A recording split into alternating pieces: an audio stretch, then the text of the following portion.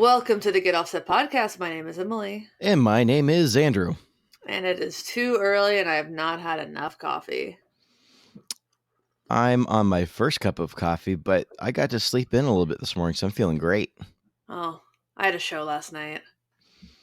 I went to sleep at like 9 on a Friday night. I'm getting old. That's what's happening. Yeah. I had a show last night in Everett. So then driving back after that. I had one of those moments where I remembered that age is just a number yesterday. I was talking to a friend of mine and he's like, oh, it's my birthday. And oh yeah, you'll never guess what my wife got me for my birthday. I got a Dyson handheld vacuum cleaner. And I remember thinking to myself, whoa, that's super awesome. Oh man, I'm getting to that age, aren't I? Oh no. Yeah, I guess I would think that any age where you have to clean up messes, but Yep. that probably varies. Like a handheld, like a dust, what they call those, dust busters. Uh-huh.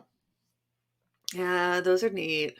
I miss having one of those, but we bought a cheap $20 one and it broke.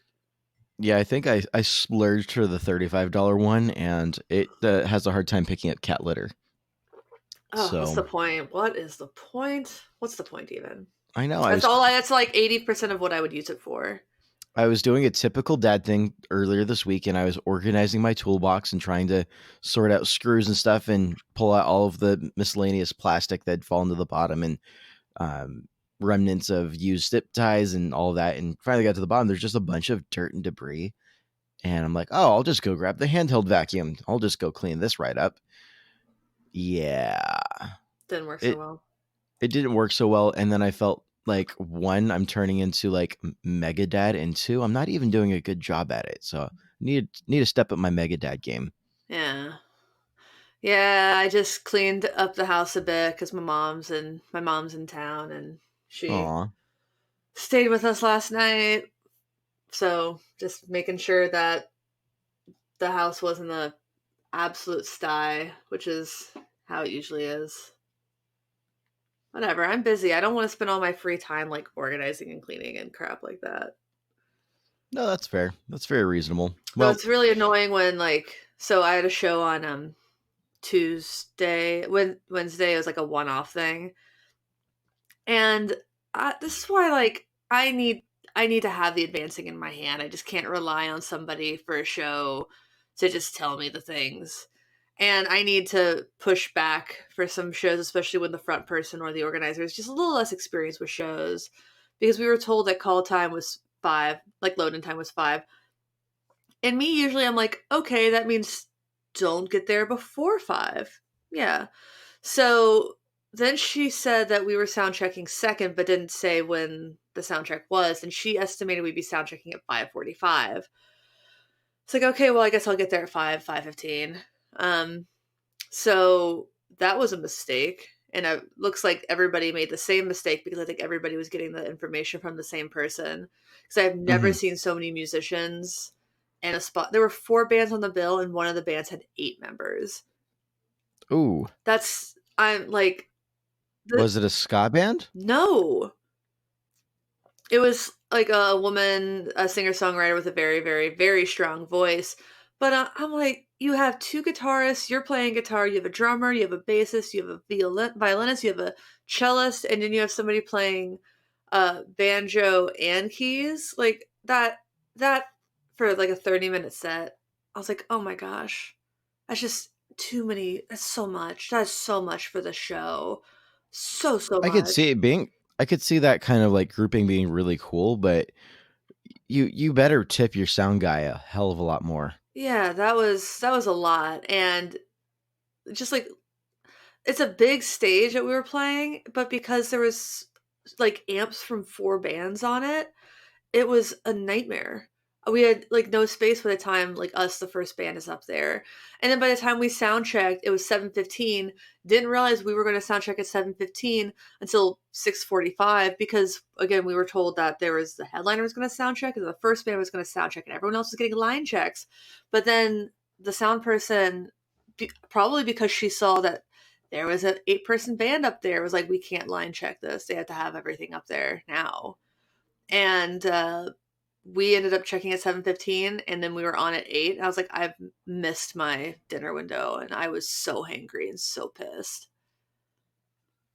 But I knew that sounded wrong, and I didn't say anything. So I gotta say things. I'm like, that doesn't seem right. Like, it was, yeah, not my favorite situation. Well, sorry to hear that. But how did the show go overall, aside from the shenanigans? It was fine.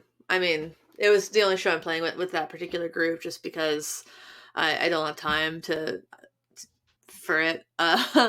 But we were between songs, and I just hear a male voice from the crowd yell, "Emily!" What? And I knew exactly who it was. My brother's one of the people who works with my brother a lot, and a friend of mine. He, I guess, came for another one of the bands, and walks in the door, and there's one of his best friend's little sisters on the stage. Aw. And so Shano, as we call him. I love that guy. He's the best. A very enormous supporter of live music. Fun. Go Shane. Yeah, so that was really cool. And then I got to go to Hattie's Hat and ate my hangover burger and just like rage. I tried to take my time eating it, but it was a bit of a rage eat. I'm like, oh, I'm gonna eat this burger right now. I earned it. Well, R.I.P. that burger. It lived its life. It served its purpose. It made me happy. The cow did not die in vain. No, and the chicken did not lay that egg in vain.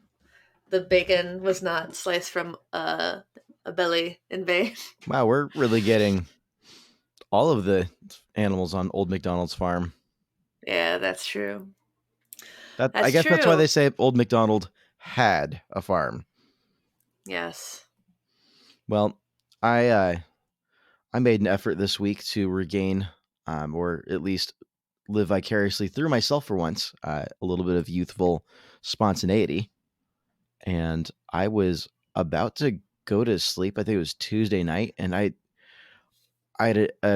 needed one of those like evenings in where I wasn't doing a whole lot, and I was watching a little bit of Star Wars, as one does. And then I had my laptop open because I can't do just one thing to relax. I mean, I got to at least be slightly productive, and so I was doing a little bit of running some numbers around with my gear budget as I was trying to sell. I had just sold something that day. I actually just sold a combo amp, and I was like, oh, I've got like a little bit more money than I thought I had kicking around in my gear fund. And I know I need a new bass at some point because my current bass is getting to the point where I wouldn't want to gig it, but it'd be fine for noodling around. But I'm supposed to be playing. Was that the one with like the truss rod issue, or? Yeah, so the truss rod's bottomed out on it, right? Which is fine. I've got really light strings on it as far as basses go, so it's good enough. But the action's been slow over the last few years. Has been slowly coming up on the 12th fret, and it's just starting to get to that point where I'm like, well, I paid $50 for this bass in 2011. I've played the hell out of it for almost a decade now. So I've got my $50 out of it. I think I can safely say maybe it's time to start shopping for a new bass. So I started poking around, and I was looking at everything from reverb.com, which I always am shocked by how much it is to ship instruments. I was looking at parts caster basses and like, oh, what would it look like for me to cobble together a bass from a couple different websites like Stratosphere and Warmoth. And I found this beautiful shell pink bass from Chicago Music Exchange. Yes, that Mustang. I really want that. Little out of my price range right now, but gorgeous. I mean, I'm not looking for like a top tier instrument. I'm looking for something that's going to play well and look decent. And all I knew for sure is that I wanted a PJ pickup configuration and then some sort of Fender style. Past that, I was pretty open to a Jag bass, a jazz bass, or a P bass. I wanted specifically that PJ because I've always enjoyed the versatility of that pickup combination. I was heading to sleep, and I was like, you know what? I haven't checked Craigslist in a while. Why don't I just type in base to Seattle and see what happens? And lo and behold, the Squire vintage modified Jag base pops up Nice. for a really solid price. So like the kind of solid price you're like, is this stolen? Right. Is there something seriously wrong with this? What's going on? So I texted the guy um, and was like, hey, is it still available? You got to tell me a little bit more about it. Turns out this dude's taking great care of it. Comes with a case. It's got a really nice set of flat wounds on it. He's done a 0 nut conversion, Oh, okay. which is actually kind of fun on bases. I actually don't dislike that at all, especially if you're going to run with flat wounds. Mm. There's not a scratch on this thing. I mean, it's on the bench right behind me, but it doesn't hardly have a scratch. It's black with a matching headstock, mother of pearl block inlays. Nice. And I'm looking at this going, are you kidding me? And so I was like, I should be going to sleep because I've got to be up for work in like a few hours, but Yeah, I'm going that to ain't gonna drive wait. that. It had been up for like 3 days. I'm like shocked how that made it through the Jeez. weekend. Was it on like OfferUp? No, it was on Craigslist. Oh, well, I don't know if people use Craigslist like they used to. A lot of people do. I've definitely, Oh, I haven't used it as much up here in Seattle, but I used it like crazy down in LA, and there's always crazy good deals. And there's admittedly a couple of times where I got to pick something up and I'm like, I think this might be stolen. And I've definitely called police departments to be like, hey, I had a sketchy Craigslist experience. Can you just run this serial, see if it belongs to someone mm. else? Which my buddy actually did have that happen. It turned out he bought a mandolin that totally did belong to Oh, someone that else. sucks. And That's bad for him. uh, I mean, he was planning on flipping that, and the other party offered to pay him what he paid the person who Okay. sold it. So he got his money back, which is really generous, and that was awesome. But um, anyways, yeah. So I on a whim hit the ATM, drove down to White Center at like 10 p.m. and went to go pick up the space. It was actually the gentleman was super kind, and uh, he was telling me all about it, and he had like his own like collection of bases, and just trying to thin out the herd a little bit. Wanted to see it go to someone who would use Nice. it. Well, congratulations. I'm pretty excited. Yeah. I'm actually really excited. I've been noodling on it quite a bit this week, and it feels really, really good. Mm-hmm. That's awesome. I have a couple new things. All right. I have. Oops, sorry. Stretching. It's very early. Very early. Very early. And once you start stretching, you can't stop stretching. I got I haven't been able to plug it in yet, but Chris Isaac from Atlantic Pedal Company made me a fuzz called the For Fuzz What? Sake. Yes. Just out of nowhere. Whoa. Out of nowhere. So I didn't hear about that. I wasn't it kind of happened really quickly and out of nowhere, honestly. So that was really, really sweet of him. I can't wait to take this thing for a ride. But it's pink and blue, and Nice. it's got two knobs. And he told me more about it, and I've forgotten everything he told me about it. I got it yesterday, but I just haven't had time to plug it in because again, I've had family in town. I've had a bunch of gigs. So I'm probably not going to be able to even like plug it in until next week, which sucks. I hate having gear and like new things come in and you're like, "Oh, I'm just so busy." Like I have my mom's in town till Sunday. I have a rehearsal on Monday. I think maybe Tuesday might be in the cards for me, but I'm really excited. That can you send me a picture of that like right this moment? Is that possible? It is not I'm Ah, sorry. It's like I loaded out a lot of the amps and the drum kits yesterday for the show, so there's like a wall between of stuff between it and me right now. But he might have sent me a picture. Let me see.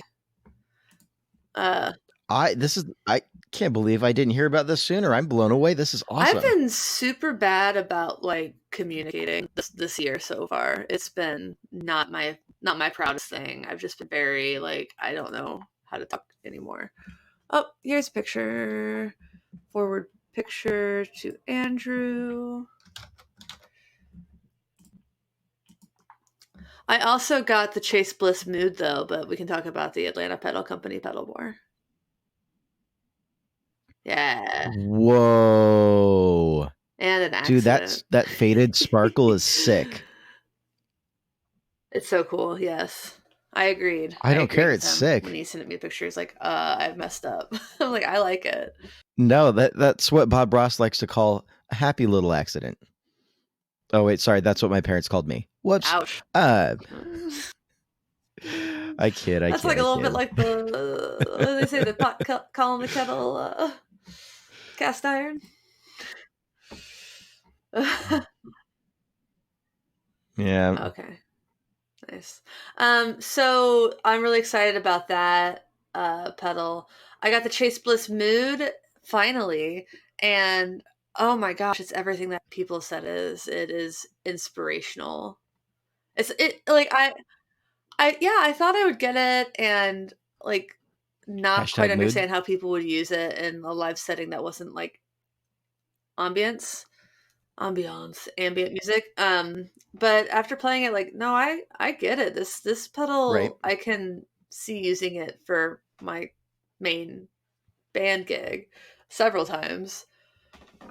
So, yeah, it's truly a special pedal, and just yeah, wow, it's very cool. I don't have a lot else to say about it. Yeah, I'll be doing a demo. I've spent maybe 30 minutes with it.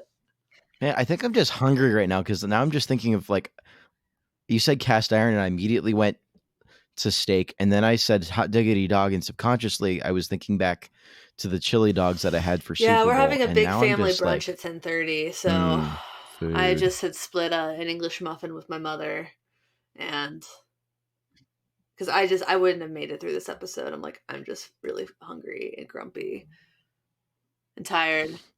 Yeah, I'm getting through this episode one caramel at a time with a tub of Costco dark chocolate sea salt Nice. caramels. But that I guess that's my unofficial sponsor for this content. My unofficial sponsor for this content is Atlantic Pedal Company. Atlanta Pedal Company. Atlanta Pedal Ooh, Company. Just repeat it like a radio ad. What? What are Atlanta they Pedal called? Atlanta Company, Pedal Company. Who is that? Atlanta Pedal Company. not the Pacific Pedal Company. Atlanta Pedal Company. To be more Pacific. I took it as Georgia, and then I sent him a for fuss sake hat because, of course, I needed to do that. Well, yeah. He is in Georgia, Hmm. Atlanta, Georgia. Well, actually, On my mind. okie dokie, Atlanta. So we should probably get into the topic. It's been about 20 minutes. Give or take, yeah. Yeah. We can talk about. I guess we should probably talk about it. Yeah. Do you want to kick us off on it? Sure, I'll kick us off on it. I don't have anything witty to open up this topic with because it's a little on the heavy side, Yeah. but not like in like a heavy metal sort of way, just like in a like it's we're gonna go there. Pause for effect. So today we're going to talk about health insurance. And that's something that's been talked about quite a lot in the news, in the media, both inside and outside of the music industry lately. Yeah, And well, I don't want to just say health insurance, but just healthcare as a whole, and specifically the American healthcare system as it relates to people in the music and gear industries. so for our Canadian listeners, you can listen to this and then chuckle and then apologize for it later. Yeah, but we know your Oh, apology won't sorry. be sincere. It's just No. I really think all Canadian apologies are sincere. every Canadian I've ever talked to said, "Oh yeah, but we're not really sorry." I don't know. The accent gets me every time. Yeah. All right. So, more serious note. This past gosh, 12 months has seen some really terrible things happen to people who are really beloved in the pedal and gear and music industries. Firstly, Mike Trombly of Native Audio Effects, who you heard on our two-parter about trolls, was in a really terrible car accident and is still in recovery for that, physical therapy and things like that. And then more recently, do you want to talk about it a little, Andrew? Yeah. So for those of you who may not be aware, uh, there's a gentleman by the name of Juan Alderete, who is an absolute legend of a bass player, who's done all kinds of work, from Racer X to Mars Volta to Marilyn Manson. I mean, the dude's an absolute animal, has done some awesome stuff. More recently, he's been doing pedals and effects with Nick Reinhardt. He got into a cycling incident, probably about a month ago now. It would have been like right before NAMM, and he was wearing all of his protective gear, but unfortunately, he ended up in a coma from it, and he's been slowly recovering. I've been the update just came out yesterday. He is starting to recover. His eyes are opening. He's being slightly responsive. So we're seeing really great things, but the Mm-hmm. it's been a heartbreaking thing to watch for updates, and sending all prayers, thoughts, good vibes out to him and his wife Anne. It's it's been pretty heavy on my heart lately, and Right. that's kind of the synopsis of what we're looking at. And if you're before we get too much farther in this episode, there is a GoFundMe. Uh, if you have the ability to give anything, please, because they need it, and more importantly, I think we all need one in this industry. Mm-hmm. He's just always been at the top of everyone's like biggest sweethearts in the industry list. And I remember he came to the guitar store in Seattle last year. He and Nick did for a pedal demo, and it was just, gosh, that guy just exudes joy, and yeah, it's just amazing. I can't do that. It's, yeah, he just seems like the best. The number of like stories I've heard about, uh, of him being an absolute sweetheart and a champion of other people and building other folks up, Hmm. being an icon in the Mexican American community. I mean, that what a legend. Absolutely.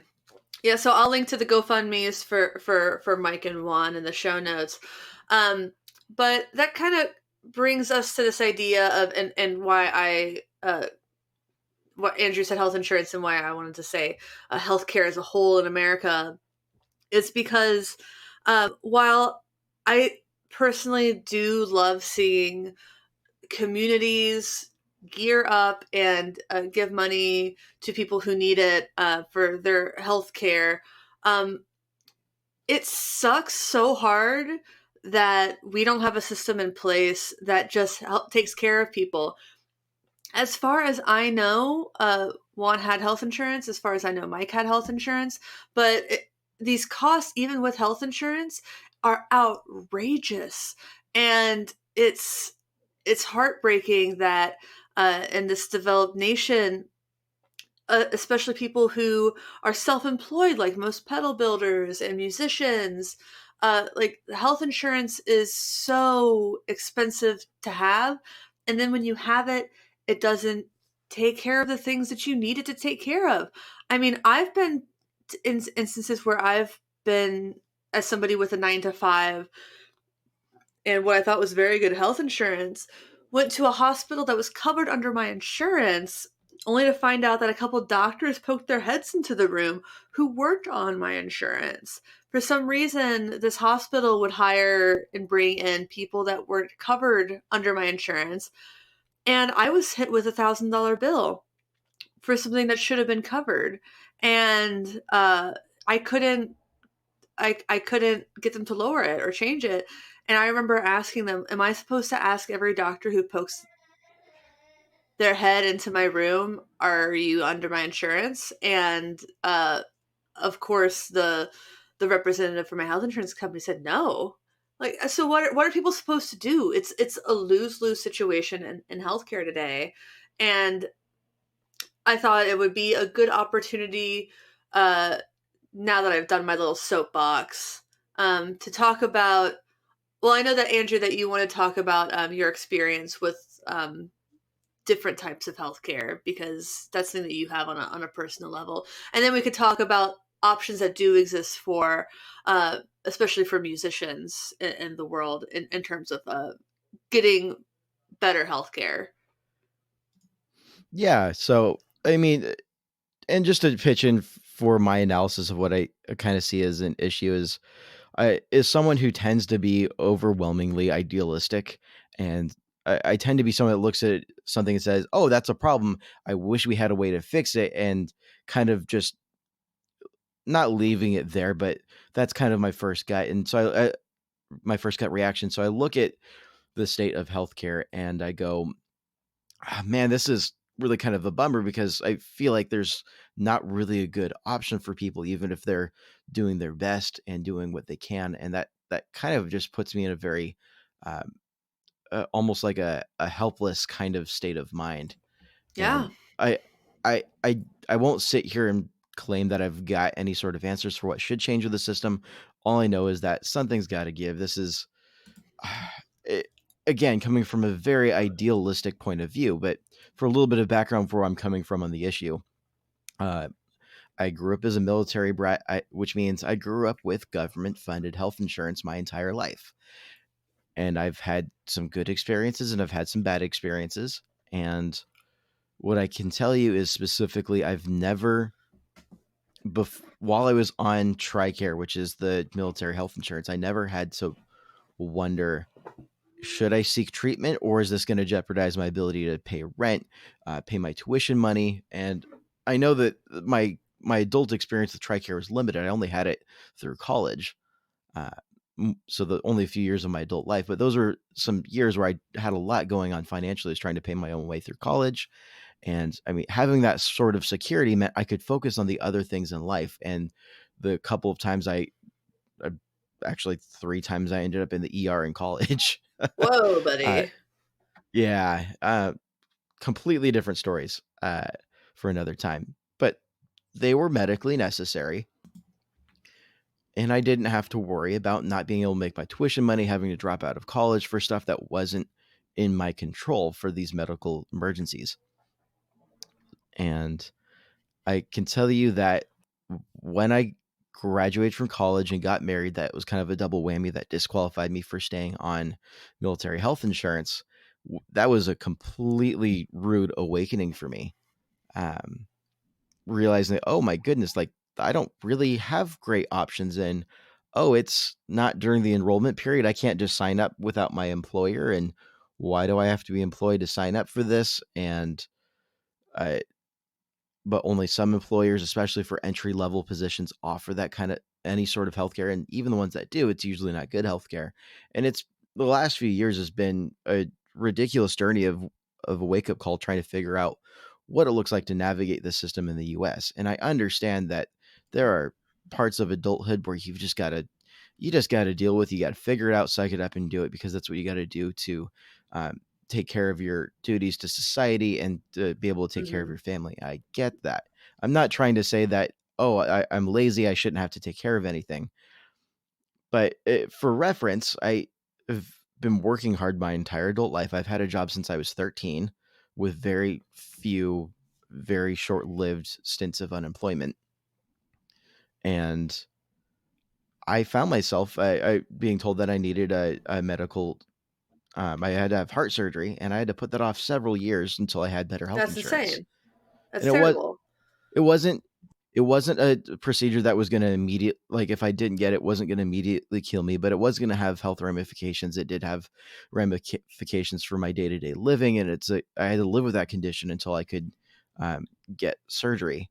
And I finally got surgery, coming up on 2 years ago now, and my health and life and well-being have been significantly better since then. But even with good health insurance, with a full-time employer, working in a well respected environment, at a really decent place in my career early on, I still had to pay ridiculous amount of money out of pocket.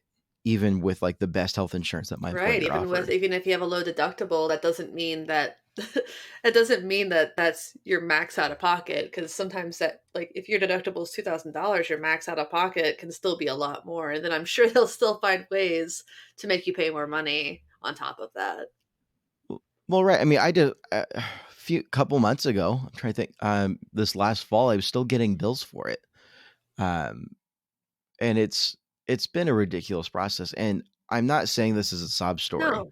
I'm really not. I'm saying because the reality is I'm better now. I was in a place where I could get it taken care of, and I know full well that this pales in comparison to some of the stories that I'm sure our listeners and certainly the greater U.S. has Right. to tell. And yeah, it's just I'm not going to even say that it affects musicians and people in the gear industry disproportionately, but it really does seem to, because like one of the reasons you have good health insurance and I have good health insurance is because of that full-time employment health insurance.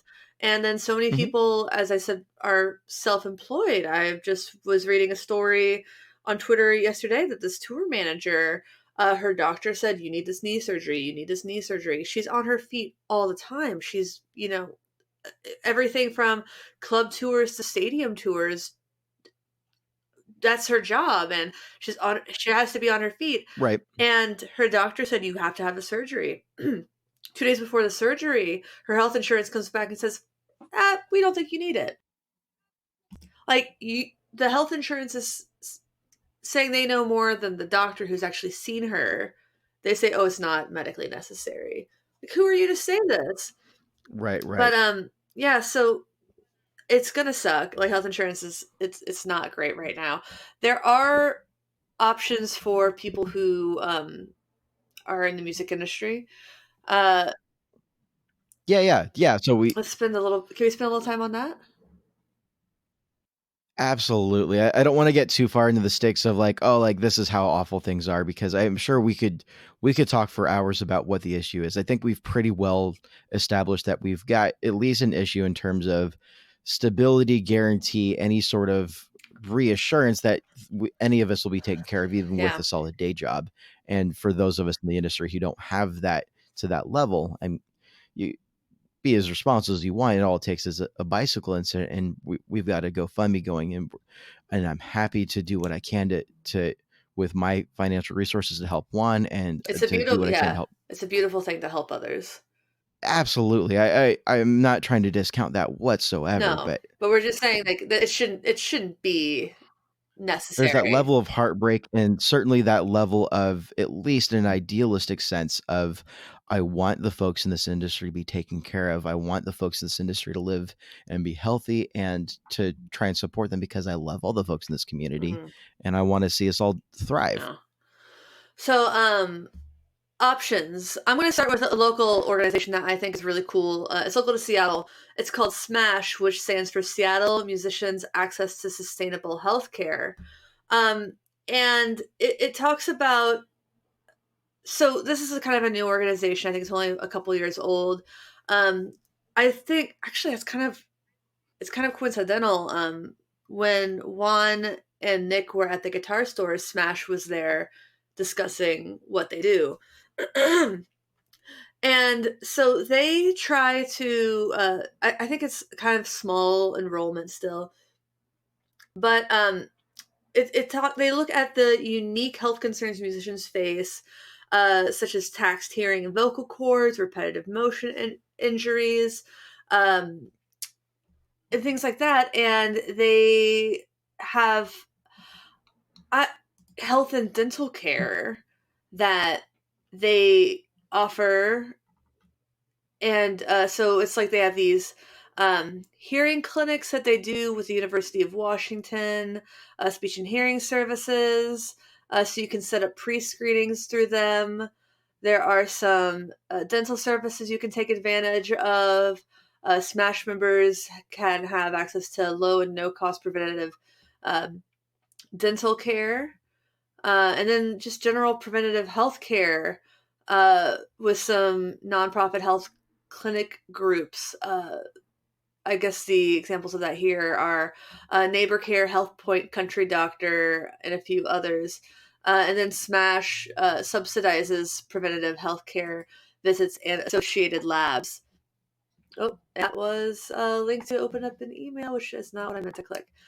So not every community has these kind of things, but check in your local area, see if this is available to you. Like Smash members get access to hearing screening and custom molded earplugs, and that's our career. That's our livelihood, is our hearing.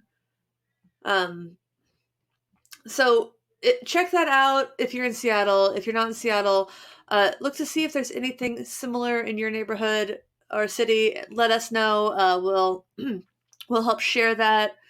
If this is something that really lights your fire, I say reach out to the people at Smash. That's smashseattle.org. See if maybe you can talk with them and you can discuss ways to get something like this going in your town. But what I love about Seattle is that it seems like we really do value our artists in ways that maybe they're not valued in other places. We could value our artists more, but that's a different episode. So that's Seattle. I know. Did you watch the Grammys? I did not watch the Grammys. I saw some highlights, but I didn't watch them. Oh, well, I don't think that people really know that the Recording Academy is the organization that runs the Grammy Awards. But in my opinion, the only truly great thing about the Grammy organization, the recording organization, is Music Cares. Have you heard of Music Cares? I have heard about it. I don't know a whole lot about it. So their mission statement is basically, it says, providing a safety net of critical assistance for music people in times of need. Music people is a very weird thing to say. But they offer a wide range of financial, medical, and personal emergencies. I have friends who Music Cares help them through some major health trials and tribulations. People I've worked with in Seattle, friends in Nashville. It's the like I said, the part about the Recording Academy, I think, is, and it's what more of what I think that the Recording Academy should be and should do, is helping its members and its musicians. But like they offer some services. They offer financial addiction recovery assistance. So these are short-term assistance for personal needs, health needs, or addiction needs. It can be awarded for things such as paying rent, paying for your car, your insurance premium, paying utilities, your medical dental expenses, psychotherapy, addiction treatment, sober living, and other personal expenses. So there are some eligibility requirements there. A minimum of 5 years employment in the music industry, and I think they define that as at least half of your income coming from music-related resources. And this is the harder one. So 6 commercially released recordings or videos, but that's also just general Grammy membership requirements there. Right. And commercial, for the record, don't fully understand what that means. I think that can be self-released music. I don't think that has to be an official affiliation with a label. That would definitely be a good question to ask for follow-up and clarification. Yeah. So, like, I have an EP that has 6 songs on it. I made it to sell it. I'm not sure if that would count as commercial recordings. And you didn't win a Grammy? Come on. Wasn't even nominated. All right. Make excuses. Yeah. So, like, Smash, like the Seattle local one, that's more for local musicians, like people who are living. The Recording Academy is, the next tier up, and that's kind of where it seems to end. Otherwise, your health insurance is probably going through the marketplace, and that's very expensive. Yeah, marketplace is crazy expensive if you're just trying to sign up, even just for like one person. In terms of like monthly cost, it can be more than rent, easy. Yeah. Yep. And that's why GoFundMe's are going to be, I think, the norm unless we socialize our healthcare. And oh no, socialization. Oh no. I tend, with my personal experience with socialized healthcare, I tend to be pretty open to that. At the same time, I I'm not fully up to date and fully knowledgeable in what the solution should be or what will actually fix anything. All I know is that something's got to give, and anybody who's got a solution for, I'm willing to give it a shot. I'm pretty open to this point. Yeah. Because, I mean, if we don't try anything, people who can't afford to live will just not be able to live. Uh, it's like there's some study that came out that said women who own horses are likely to live longer. And that's one of those beautiful correlation does not imply causation things. Well, I'm like, well, if you're a woman who can afford a horse, you can probably afford some pretty dope healthcare. Yeah, I mean, I could see Yeah. that. Correlation definitely does not uh, imply causation, and that's something I think a lot of clickbait type articles. I mean, that's why you see articles like every other month, like wine is bad for you, wine is good for Eggs are you, good for you a glass of wine a too. day will give you Eggs are cancer. bad for you. Yeah, I mean, I just it, and on that note, I kind of just assume that everything will give me cancer at some point, so I just kind of do what I'm going to do. But Yeah, that's true. the point Living being, kills you. I mean, Guaranteed. yeah, I mean, death guaranteed for everybody at some point. Death and taxes. I remember you earlier when we started this episode. You're like, "You want to talk about taxes?" And I said, "I'd rather talk about death." So we come full um, circle. yep. And this just got nihilistic real quick. That's fine. It's fair. It's early, so it's okay to be nihilistic this early in the morning. Episode just got as dark as my coffee. Too dark. Yeah, I guess I need a new overdrive pedal. I guess. No, just about Yeah. right. Yeah. Is there anything else you want to say about healthcare? What I do want to make as a caveat is I'm not trying to make a political statement with anything I've said on this I am. episode, and I know you are. I'm saying that I'm not trying to endorse any candidates. I'm not trying to push anybody in a particular direction. All I'm trying to do is I'm sharing my personal experience. I'm sharing my assessment of what I think an issue is. I am recognizing that even with the options that we've gone over in this episode, those are admittedly limited, uh, and it's kind of a bummer. And why I want to see a solution for how we can prop up this industry a little bit more. And I think I just want to end with something that I've seen crop up a couple of times is for anybody that says, "Oh, well, if you can't afford to be a musician or whatever, and uh, then you should just get a day job and be a corporate shill," and kind of that sort of pull yourself up by your bootstraps mentality, which I feel like I'm attacking myself with because I do have a corporate day job. But I digress. For anybody who's saying that, I just let's take a moment and let's think about all the ways that artists have influenced us from day to day. I can't imagine a world where we live, excuse me, without walking through a grocery store, not hearing music, there not being music on the Okay, radio. I yeah. I mean, sorry. If you listen to the Charlie Bliss episode, you'll remember us talking about this a little bit.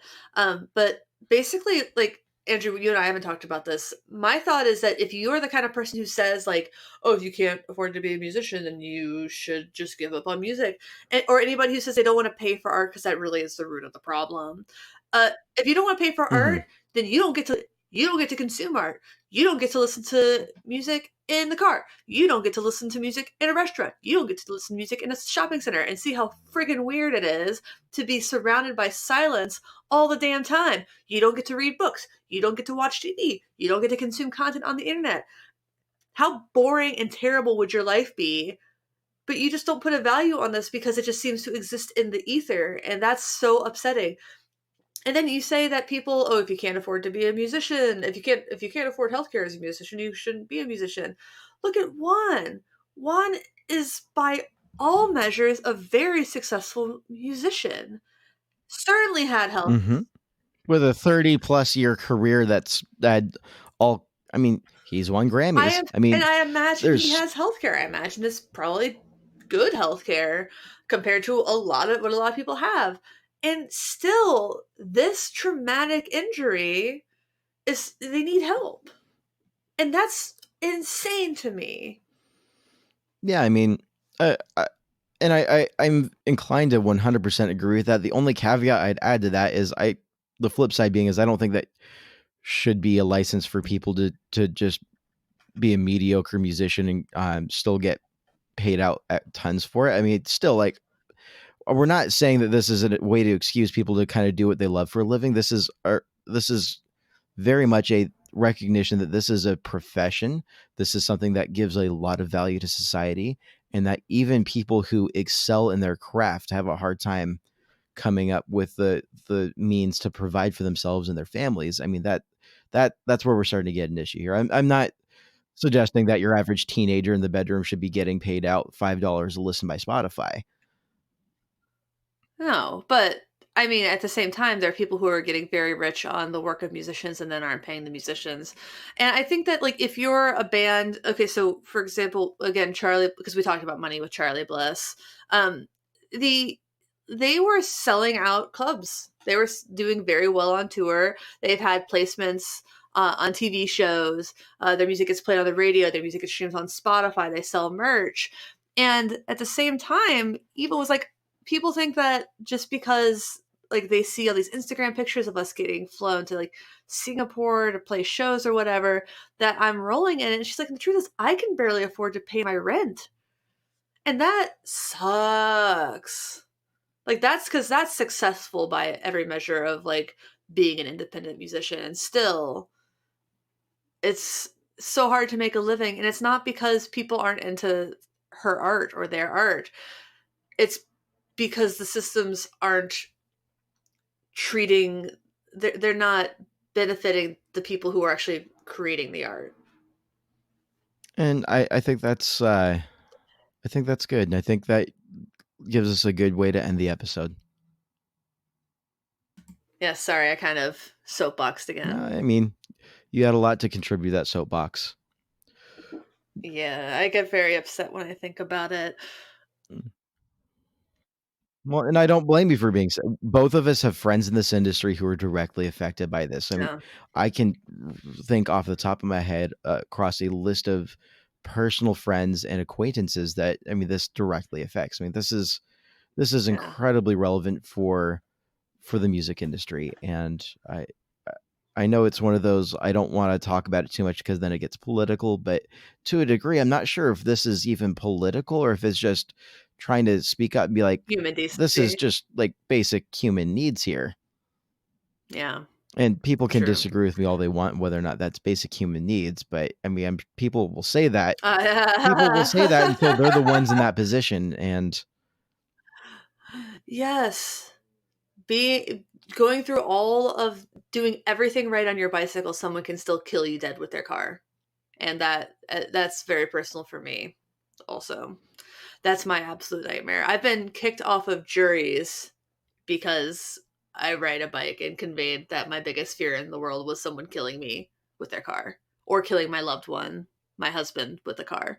So, yes. On that note, if you like our podcast, give us an old 5-star review on the iTunes and a little review so you can support us on Patreon and you can buy our swag. Depends on how much you want to support us. Speaking of support. so if you listen to our podcast every week, if you're a weekly listener, even if you're every couple of weeks kind of listener, if you are benefiting from what we're doing for you and if we're providing something of value, please consider just $1 a month.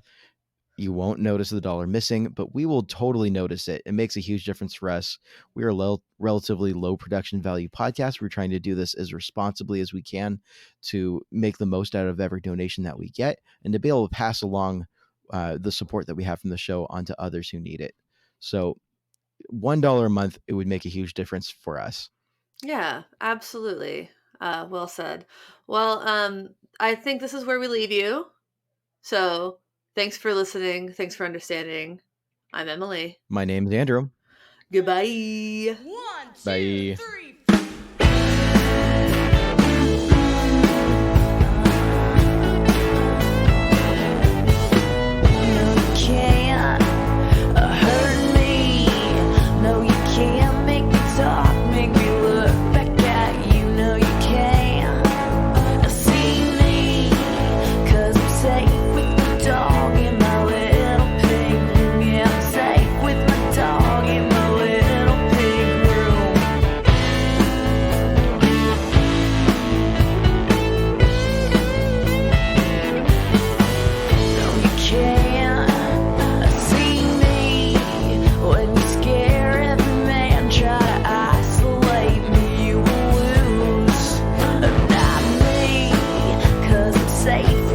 dog in my little pig. Yeah, I'm safe with my dog in my little